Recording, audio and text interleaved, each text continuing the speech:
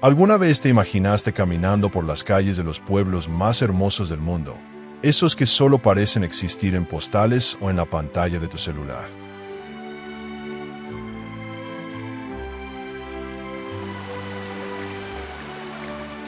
Tal vez viste una foto en redes sociales, una escena de película o el comentario de alguien que ya estuvo ahí, y desde ese momento la idea simplemente no se te fue de la cabeza.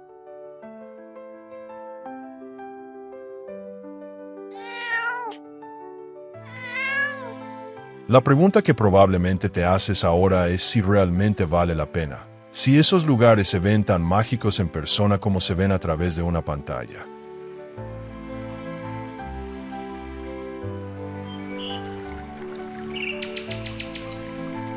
Hoy vamos a responder exactamente esa pregunta, porque en este video descubriremos 15 pueblos capaces de cambiar por completo la forma en que entiendes la palabra bonito.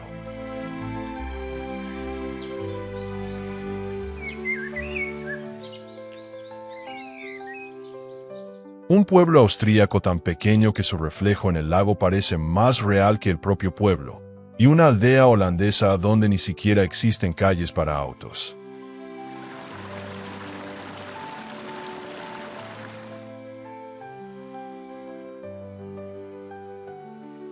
Un rincón japonés con techos que parecen manos unidas en oración, un pueblo colombiano blanco entre montañas andinas, y una ciudad checa envuelta por completo por un río en forma de herradura.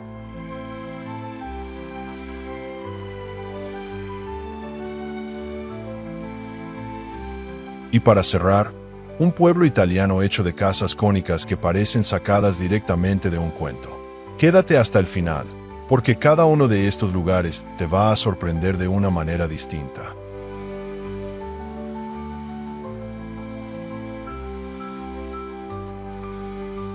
Antes de seguir, cuéntanos en los comentarios, ¿desde qué parte del mundo nos están viendo justo ahora?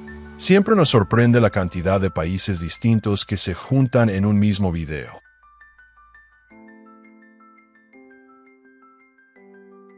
Y si quieres seguir descubriendo lugares como estos, ya sabes lo que sigue.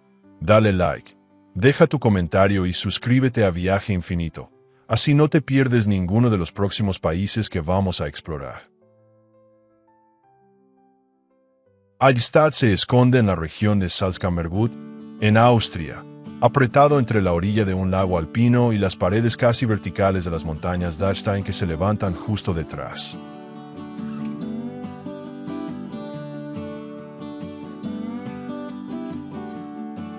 Su historia como asentamiento se remonta a más de 7.000 años atrás, lo que convierte a Allstadt en uno de los pueblos habitados de forma continua más antiguos de toda Europa.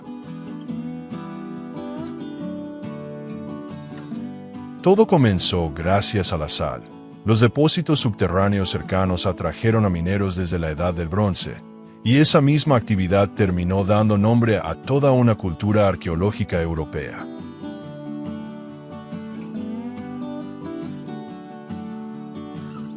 Sus casas, pintadas en tonos pastel, se apilan literalmente unas sobre otras en la ladera de la montaña, ya que el espacio plano junto al lago siempre fue extremadamente limitado.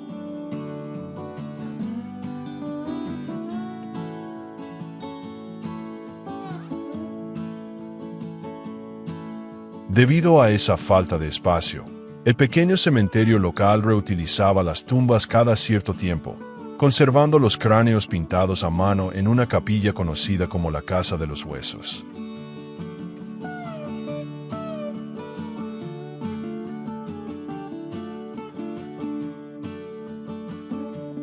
Declarado Patrimonio de la Humanidad en 1997, Allstadt vivió un salto de fama inesperado cuando una réplica exacta del pueblo fue construida, sin ningún permiso previo, en pleno territorio chino.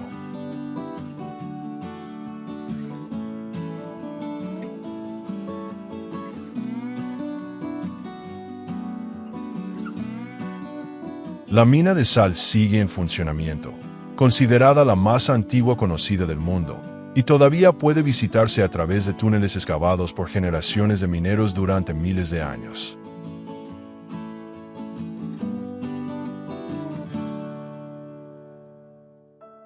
Cada año llegan hasta 10.000 visitantes por día a un pueblo que apenas supera los 700 habitantes permanentes, una desproporción que resulta casi imposible de imaginar sin verla en persona.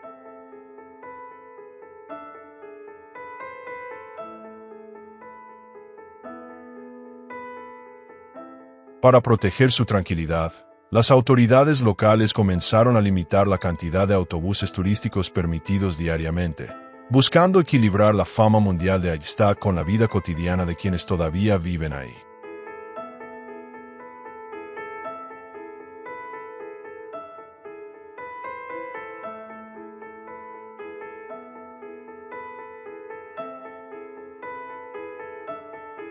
Giethoorn se encuentra en la provincia de Overijssel, en los Países Bajos, un pueblo donde el agua reemplaza casi por completo a las calles tradicionales que uno esperaría encontrar.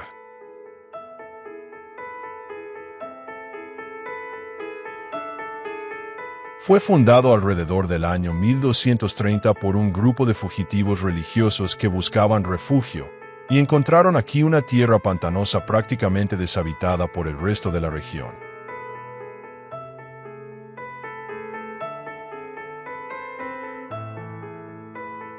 Su nombre proviene de los cuernos de cabra hallados tras una gran inundación medieval, mientras que sus característicos canales nacieron como consecuencia directa de siglos de extracción manual de turba.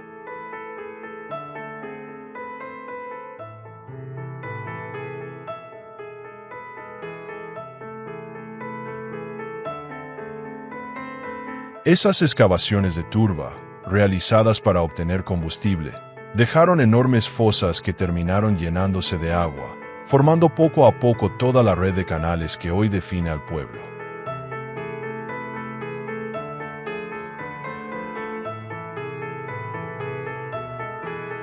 Dentro del casco antiguo no existen calles para automóviles, así que más de 180 pequeños puentes de madera conectan las casas entre sí, permitiendo caminar de una vivienda a otra sin tocar el agua.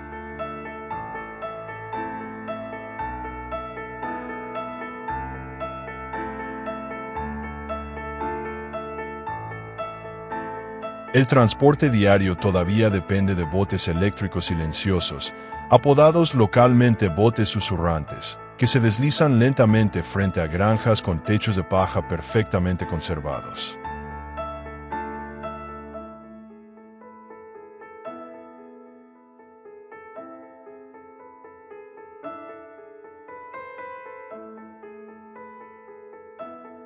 Su fama nació, en gran parte, gracias a una comedia holandesa de 1958 que utilizó el pueblo como escenario principal, poniendo por primera vez a Giethoorn en el mapa turístico internacional.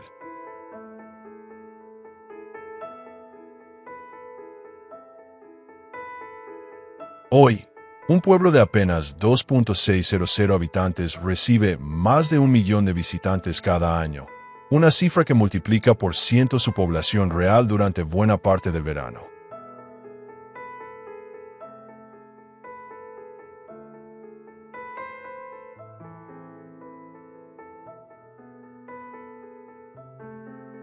Ese enorme flujo turístico presiona constantemente la tranquilidad original del lugar, obligando a la comunidad local a buscar un equilibrio entre recibir visitantes y conservar el ritmo pausado que hizo famoso a Giethoorn.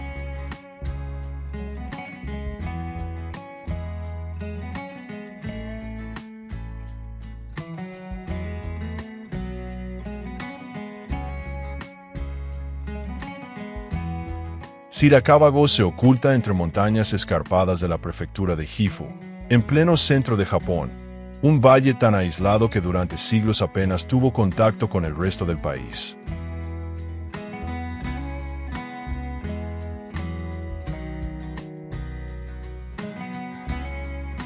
Algunas de sus casas superan los 250 años de antigüedad, construidas por comunidades que aprendieron a sobrevivir en una de las regiones con mayores nevadas de todo el territorio japonés.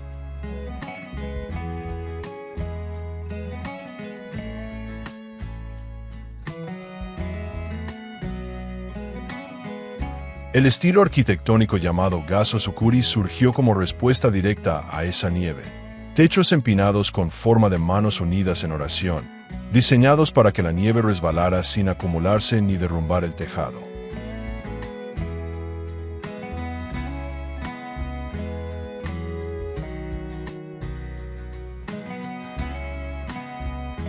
Esos techos se construyen completamente con paja gruesa, sin utilizar un solo clavo metálico, empleando técnicas de amarre transmitidas oralmente de generación en generación dentro de cada familia local.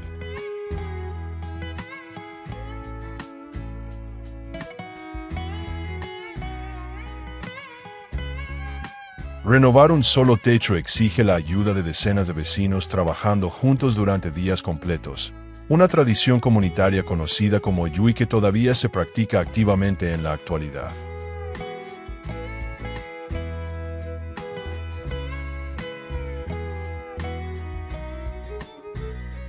Los espacios elevados bajo estos techos triangulares se utilizaban tradicionalmente para la cría de gusanos de seda, una industria que sostuvo económicamente a estas comunidades aisladas durante generaciones enteras.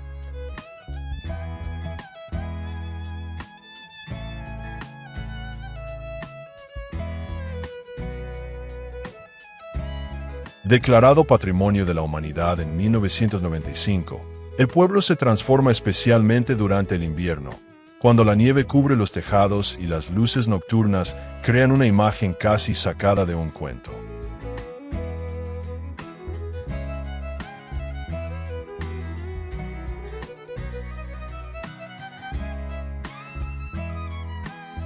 Muchas de estas casas siguen habitadas por familias reales, lo que convierte a Siracaba-go en un pueblo vivo y no en una simple reconstrucción para visitantes.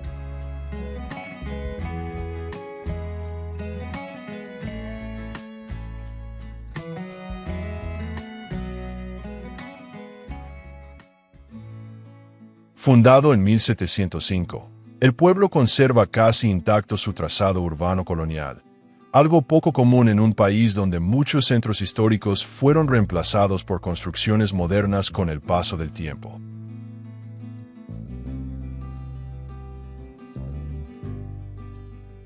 Sus casas combinan adobe, bahareque y piedra local, todas pintadas de un blanco uniforme que resalta contra el rojo de los techos de teja y el verde intenso del paisaje circundante.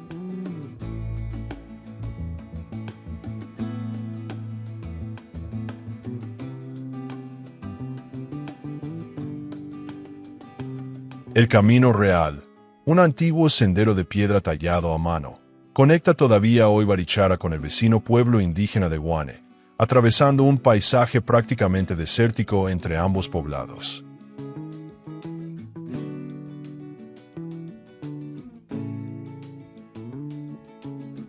El Camino Real, un antiguo sendero de piedra tallado a mano, conecta todavía hoy Barichara con el vecino pueblo indígena de Guane, atravesando un paisaje prácticamente desértico entre ambos poblados.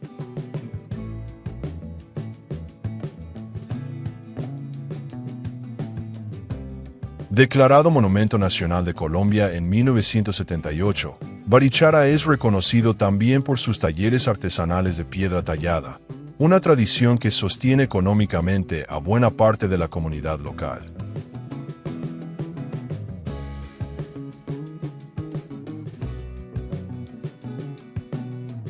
Considerado por muchos viajeros como el pueblo más bonito de toda Colombia, Barichara demuestra que la belleza colonial también puede sobrevivir intacta lejos de las rutas turísticas más conocidas del continente.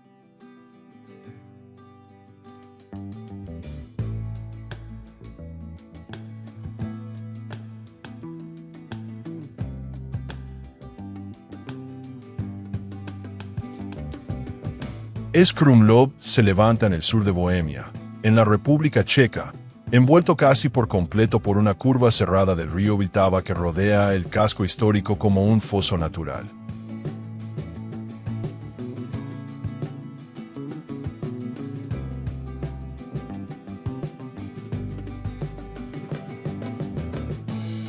Su origen se remonta a 1240. Cuando la poderosa familia noble de los Rosenberg decidió construir un castillo sobre un promontorio rocoso que dominaba completamente el paso del río.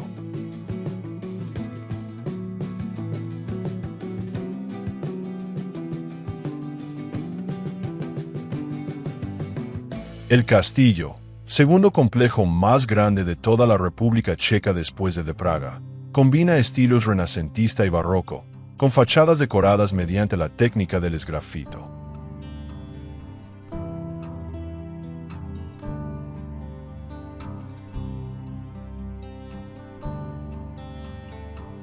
Dentro de sus muros se conserva uno de los teatros barrocos mejor preservados del mundo, todavía equipado con maquinaria escénica original capaz de funcionar exactamente como lo hacía hace varios siglos.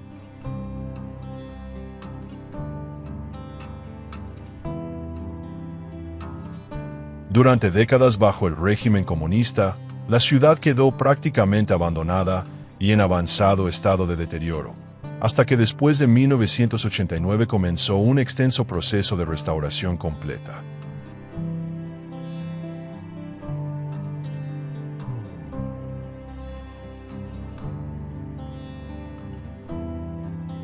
Hoy sus calles empedradas albergan pequeñas galerías, cervecerías tradicionales y talleres artesanales, todos distribuidos alrededor de una plaza central rodeada de fachadas pintadas en colores suaves.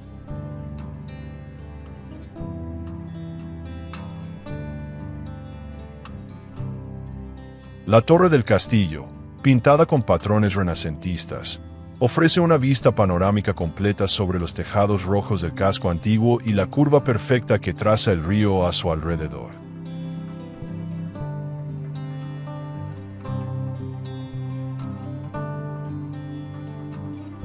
Declarado Patrimonio de la Humanidad en 1992, Krumlov recibe hoy a más de 2 millones de visitantes cada año, una cifra enorme comparada con sus apenas 13.000 habitantes.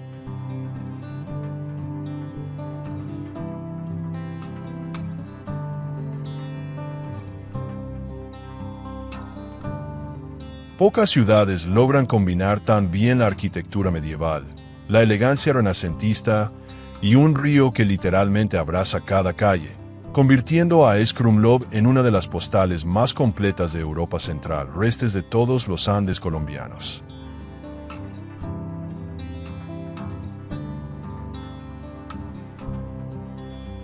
Alberobello se encuentra en la región de Apulia, en el sur de Italia, un pueblo que a primera vista parece completamente distinto a cualquier otro lugar de todo el país.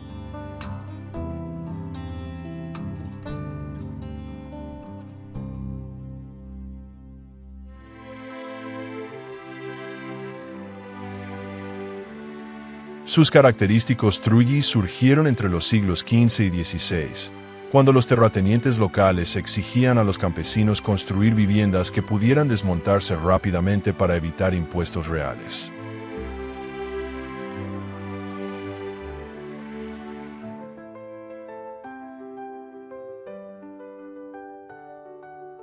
Estas construcciones utilizan piedra apilada en seco, sin ningún tipo de mortero, permitiendo literalmente retirar el techo cónico en cuestión de minutos si llegaba una inspección real inesperada.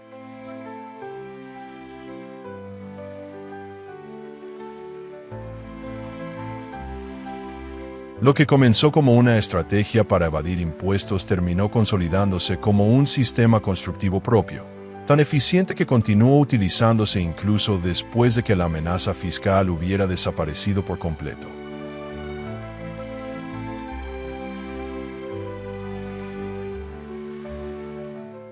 Muchos techos conservan símbolos pintados a mano, cruces religiosas, figuras zodiacales y signos protectores que mezclan tradiciones cristianas con antiguas creencias populares transmitidas de generación en generación.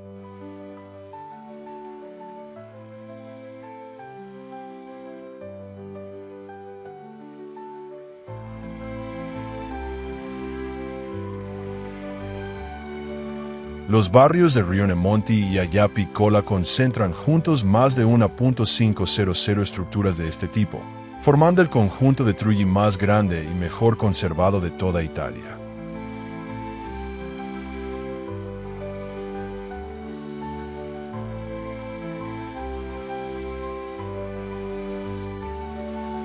Muchas de estas construcciones siguen habitadas hoy en día, mientras que otras funcionan como pequeñas tiendas, restaurantes o alojamientos turísticos que respetan cuidadosamente la estructura original de piedra.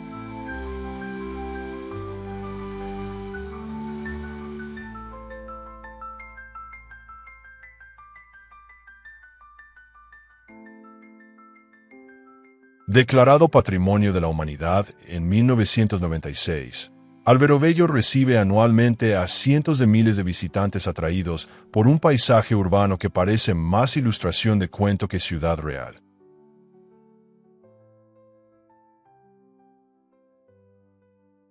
Alberobello demuestra que incluso una solución práctica para evitar impuestos puede terminar convertida, con el paso de los siglos, en uno de los paisajes urbanos más originales y fotografiados de toda Europa.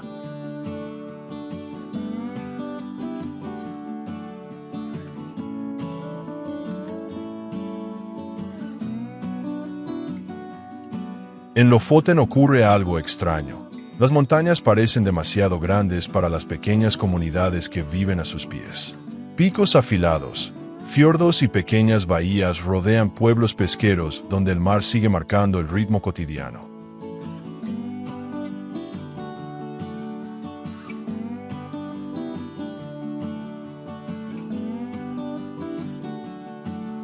El archipiélago se encuentra al norte de Noruega, por encima del Círculo Polar Ártico.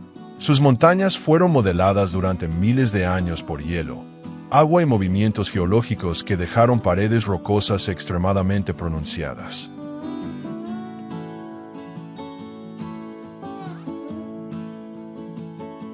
Pero Lofoten no nació como destino turístico. Durante siglos, la pesca fue la razón principal para permanecer aquí. El bacalao del Atlántico convirtió estas islas en un importante centro pesquero, especialmente durante la temporada de invierno.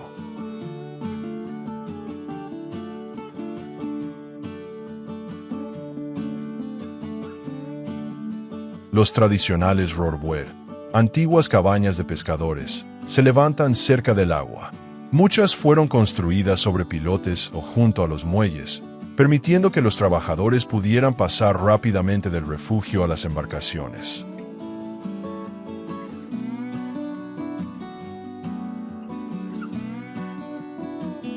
El paisaje también está marcado por los secaderos de bacalao. Durante los meses fríos, grandes cantidades de pescado se colocan al aire libre para secarse con el viento ártico, siguiendo métodos utilizados durante generaciones.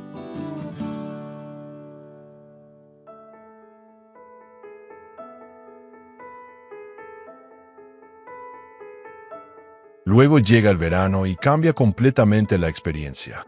El sol puede permanecer visible durante la noche, creando largas horas de luz que permiten caminar, pescar o navegar cuando en otros lugares ya sería completamente oscuro.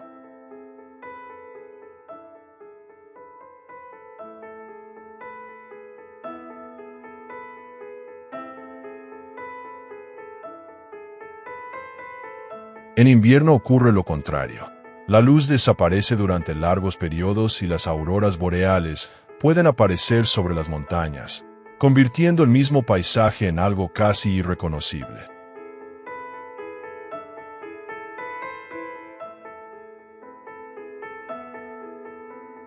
Lofoten recibe numerosos visitantes cada año, atraídos por senderismo, pesca, fotografía, surf y auroras.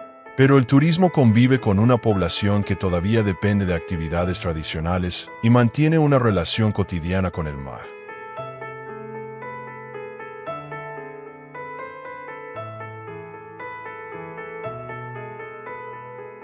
Quizá por eso Lofoten resulta tan diferente. No es simplemente un paisaje espectacular con pueblos dentro. Es un lugar donde los pueblos existen precisamente porque generaciones de personas aprendieron a vivir con un paisaje que nunca fue fácil.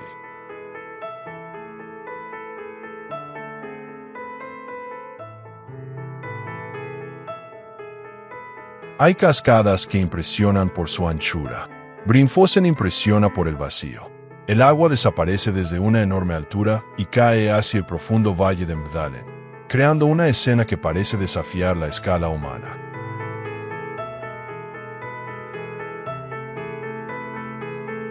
La cascada se encuentra en el oeste de Noruega, cerca de la meseta de Hardangervidda. Su paisaje actual está profundamente relacionado con la acción de antiguos glaciares que excavaron el valle durante las grandes edades de hielo.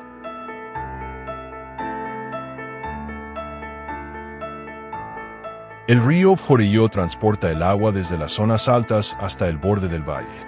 Allí, el terreno cambia bruscamente y el agua encuentra una caída espectacular que durante generaciones fue conocida principalmente por los habitantes locales.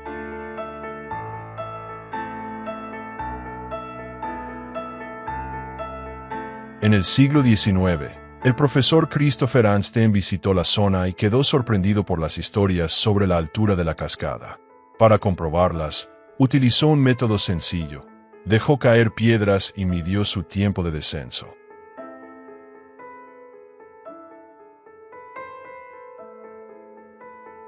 La técnica era rudimentaria, pero revelaba algo esencial.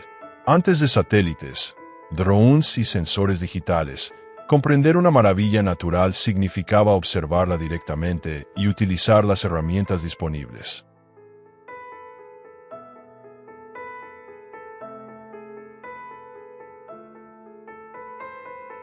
Hoy existen miradores y pasarelas que permiten contemplar la cascada desde diferentes ángulos.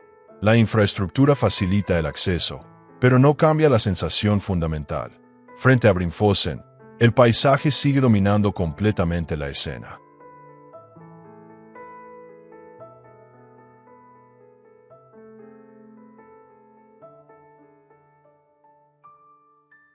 La zona forma parte de una ruta turística importante por los fiordos y montañas noruegas. Miles de visitantes pasan por aquí durante la temporada de viajes, especialmente en los meses más cálidos, cuando las carreteras de montaña son más accesibles.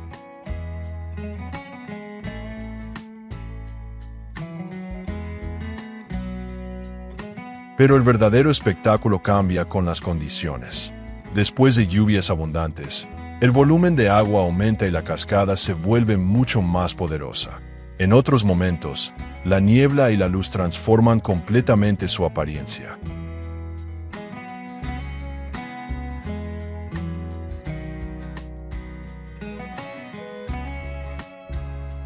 Brimfossen recuerda que una maravilla no necesita ser misteriosa para fascinar.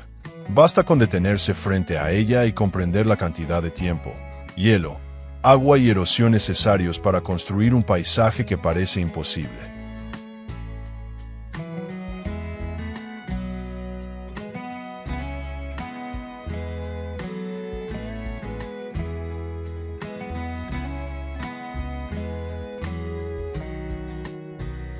A cientos de kilómetros de la costa brasileña aparece un conjunto de islas volcánicas donde el océano ocupa casi todo el horizonte.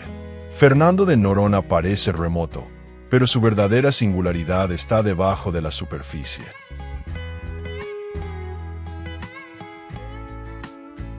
El archipiélago se formó por actividad volcánica en el Atlántico. Sus islas y formaciones rocosas son las partes visibles de una enorme estructura que se eleva desde el fondo oceánico.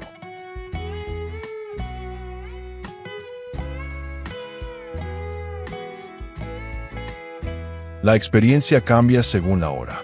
En algunos lugares, el agua parece una piscina natural.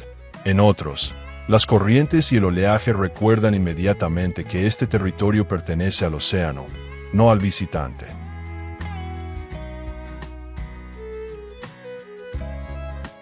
Fernando de Noronha recibe decenas de miles de turistas cada año, una cifra pequeña comparada con los grandes destinos costeros de Brasil. Esa limitación forma parte de su modelo de conservación.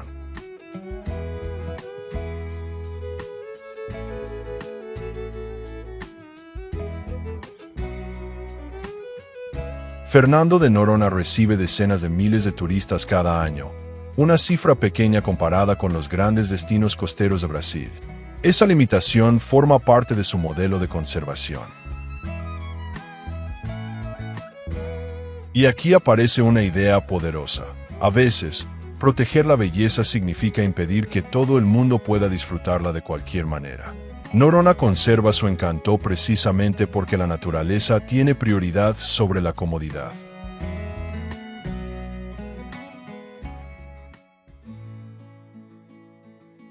A primera vista parece un fragmento de desierto colocado junto al Océano Atlántico. Pero la Dune du Pilat no es una montaña de arena inmóvil. Es una gigantesca estructura natural que cambia lentamente con el viento y avanza sobre el paisaje.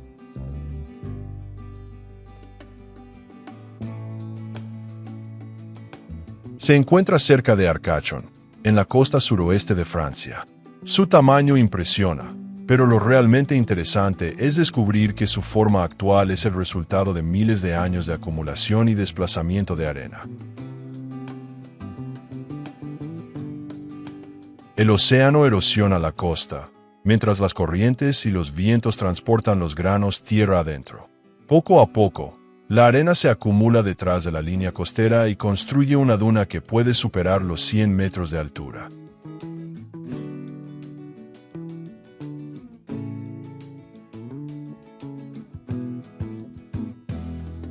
Por eso subirla nunca significa llegar a un punto completamente definitivo. La cima cambia. El viento mueve la arena, modifica las pendientes y borra algunas huellas casi tan rápido como aparecen.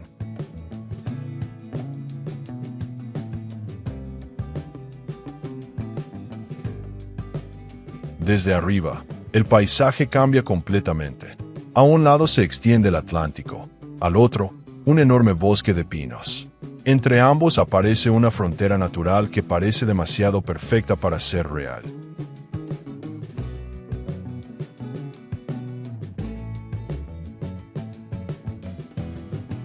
Durante generaciones, las comunidades cercanas han aprendido a convivir con este movimiento. El bosque ayuda a estabilizar parte de las arenas, mientras la duna continúa siguiendo sus propias reglas, recordando que la costa está siempre en transformación.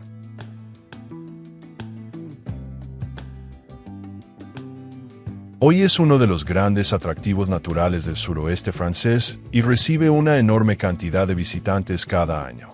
La mayoría llega buscando una fotografía, pero termina descubriendo algo más difícil de capturar: el movimiento de un paisaje vivo.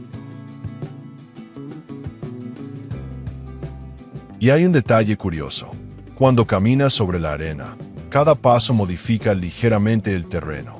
Millones de granos se desplazan bajo tus pies, mientras otros son levantados por el viento y transportados hacia lugares que todavía no puedes ver.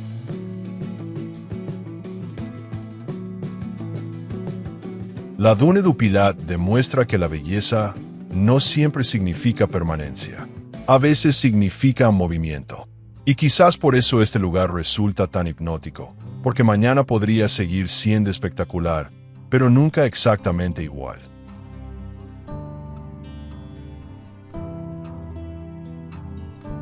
En las montañas del noreste de Turquía existe un edificio que parece imposible. El monasterio de Sumela no fue colocado sobre la montaña, fue construido dentro de ella, suspendido sobre una pared rocosa cubierta de bosque.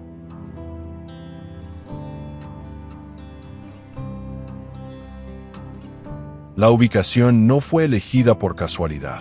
Las paredes verticales ofrecían protección natural, mientras el bosque y los manantiales proporcionaban recursos esenciales para una comunidad que necesitaba vivir prácticamente aislada.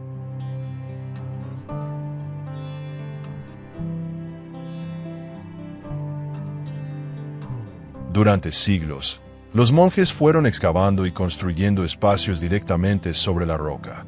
Aparecieron iglesias, habitaciones, cocinas, depósitos, pasillos y patios, formando un complejo que parece crecer desde la montaña.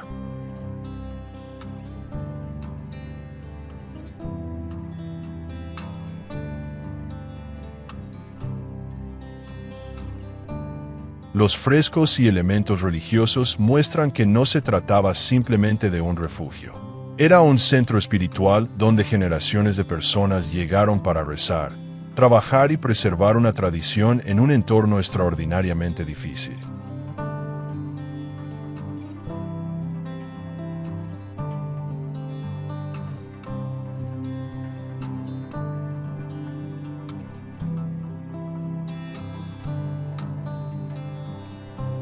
Con el tiempo, el lugar también quedó relacionado con las rutas históricas que atravesaban Anatolia. Comerciantes, viajeros y comunidades religiosas compartieron durante siglos un territorio donde diferentes culturas dejaron sus huellas.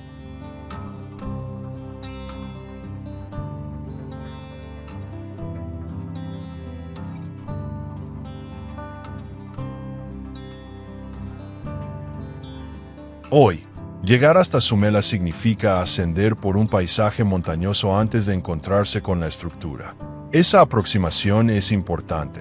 Primero aparece el bosque, después la roca y finalmente el monasterio, como si el edificio estuviera escondido deliberadamente.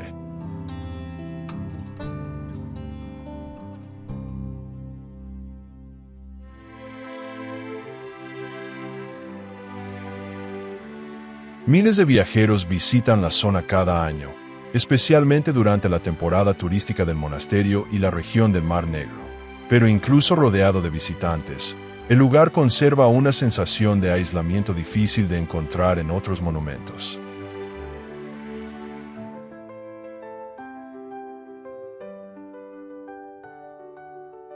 Sumela no impresiona solamente por su arquitectura. Su verdadera fuerza está en la pregunta que plantea: ¿qué llevó a una comunidad humana a construir su mundo en una pared casi vertical? La respuesta está entre la fe, la necesidad y la propia montaña.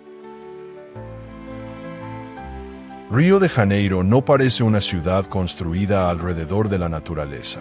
Parece una ciudad que tuvo que encontrar espacio dentro de ella. Montañas, selva, playas y edificios comparten un territorio donde casi todo está comprimido.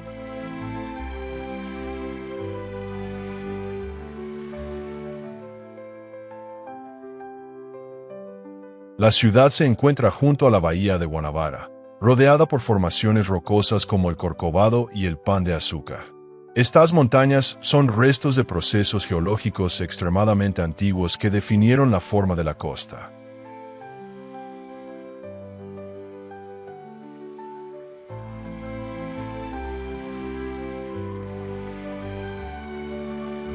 Sin embargo, lo más interesante no está únicamente en sus monumentos. Está en la convivencia entre extremos, lujo y barrios populares, selva y edificios, montañas y avenidas, tranquilidad costera y una de las culturas urbanas más intensas de América Latina, Ilhas de Brasil, y domina visualmente gran parte de la ciudad.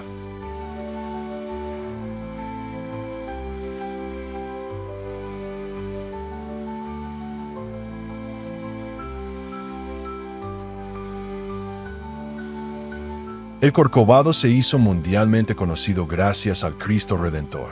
La estatua, inaugurada en 1931, se convirtió en uno de los símbolos más reconocibles de Brasil y domina visualmente gran parte de la ciudad.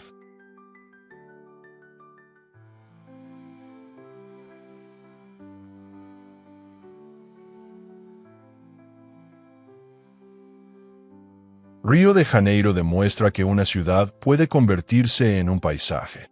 Aquí, la arquitectura no oculta la naturaleza. La rodea, sube por sus laderas y termina formando parte de una misma imagen.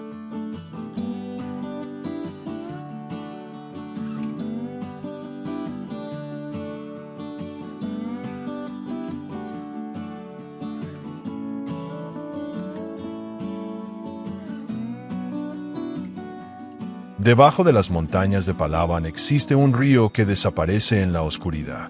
El agua continúa avanzando por una enorme cueva de piedra caliza antes de regresar al exterior, creando uno de los paisajes subterráneos más extraordinarios de Filipinas.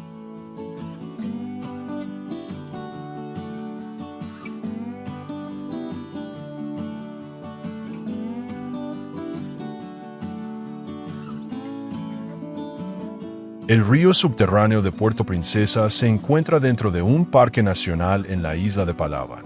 La región está formada por roca caliza que comenzó a transformarse durante periodos geológicos extremadamente largos.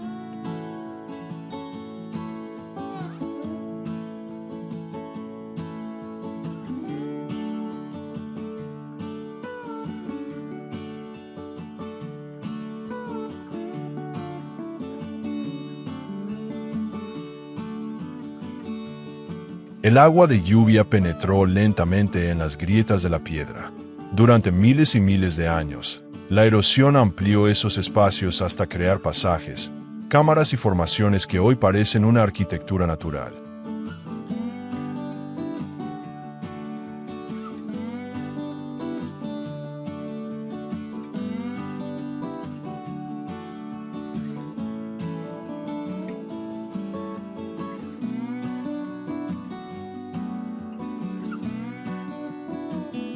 El parque recibe una gran cantidad de turistas cada año y funciona bajo medidas de protección ambiental. El objetivo es permitir que las personas conozcan el sistema sin convertirlo en una atracción completamente dominada por la actividad humana.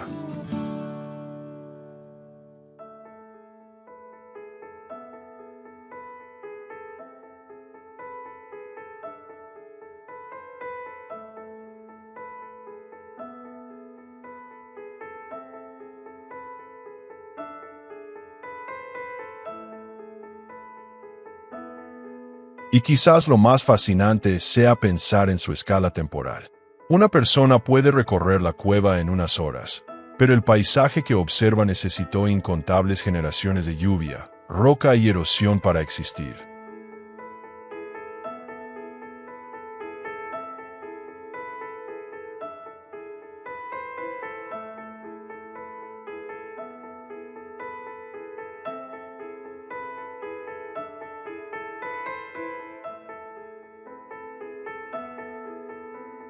Hay lugares que parecen estar al final del mapa. Tierra del Fuego es uno de ellos. Aquí, la tierra se fragmenta entre montañas, bosques, canales y glaciares, mientras el viento recuerda constantemente que estamos muy cerca del extremo del continente.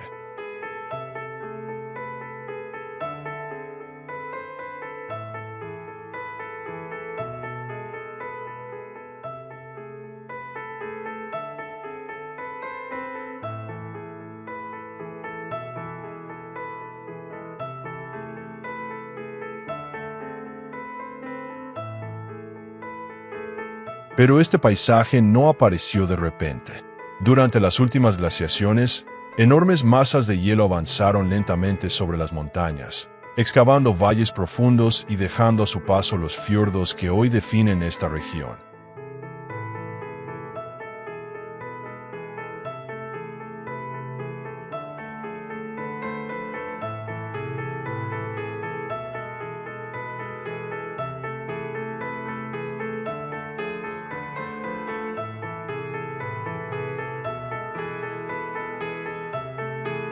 Los glaciares descienden desde la cordillera Darwin hacia las aguas australes. Algunos todavía terminan directamente en el mar, donde enormes bloques de hielo pueden desprenderse y caer con un estruendo que rompe el silencio.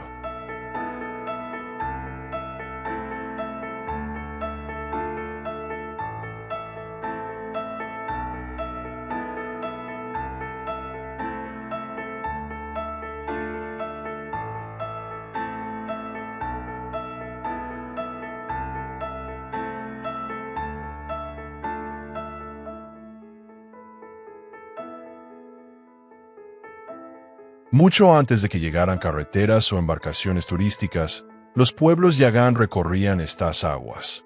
Durante miles de años aprendieron a orientarse entre canales, frío y tormentas, convirtiendo un territorio extremo en su propio hogar.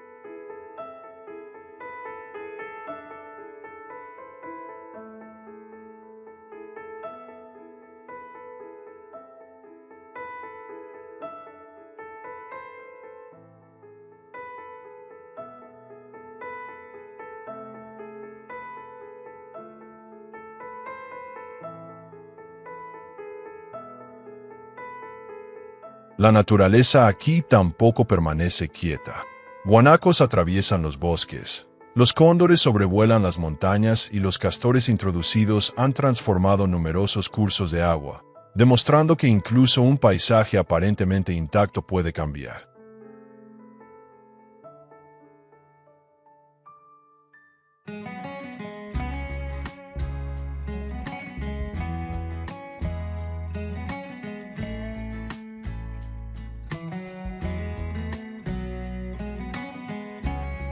El clima es parte de la experiencia. El sol puede desaparecer detrás de una nube en cuestión de minutos, y el viento puede cambiar completamente la sensación del lugar. En Tierra del Fuego, la naturaleza nunca parece estar completamente controlada.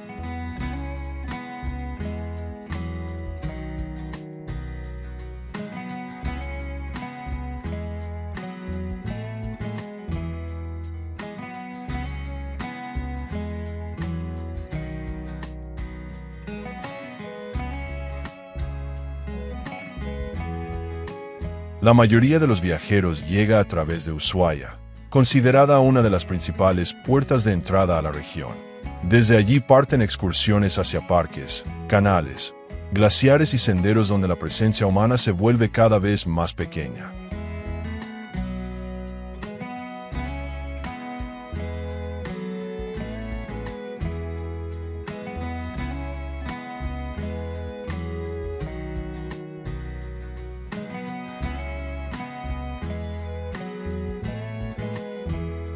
No existe una sola cifra sencilla para medir cuántas personas visitan toda Tierra del Fuego, porque el territorio se extiende entre 2 países y numerosos parques.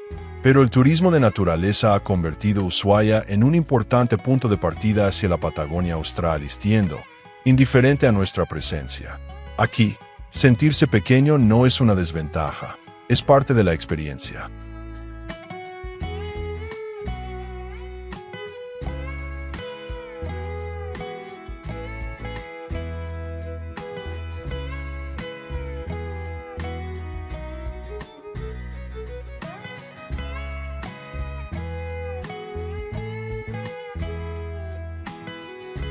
Y quizá esa sea su verdadera belleza. No parece un lugar diseñado para recibirnos. Parece un territorio que simplemente continúa existiendo, indiferente a nuestra presencia. Aquí, sentirse pequeño no es una desventaja, es parte de la experiencia.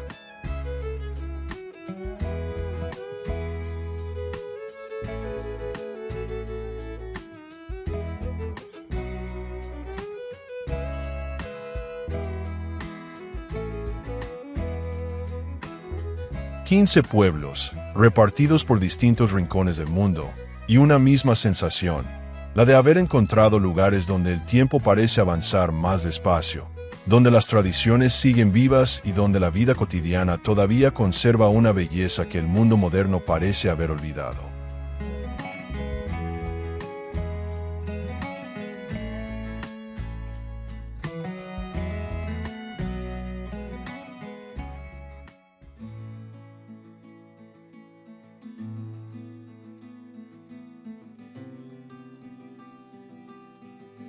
Desde el reflejo perfecto de Ayistad sobre su lago hasta los techos cónicos de Alberobello bajo el sol italiano, cada uno de estos pueblos demuestra que la belleza no siempre necesita grandes ciudades.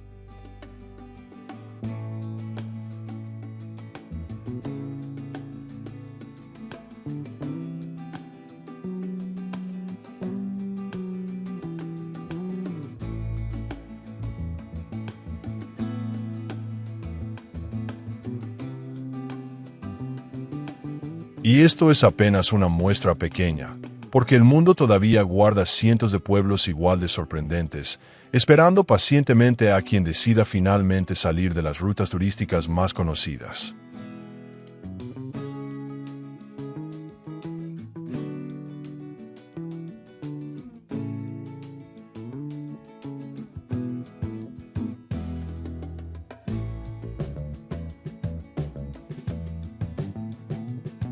Si alguno de estos lugares terminó en tu lista de pendientes, cuéntanos en los comentarios cuál sería tu primera parada si pudieras viajar mañana mismo sin ninguna restricción.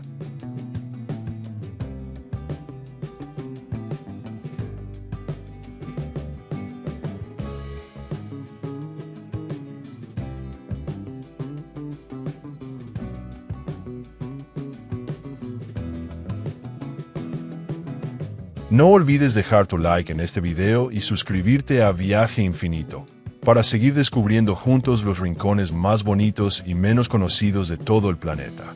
Nos vemos en el próximo viaje.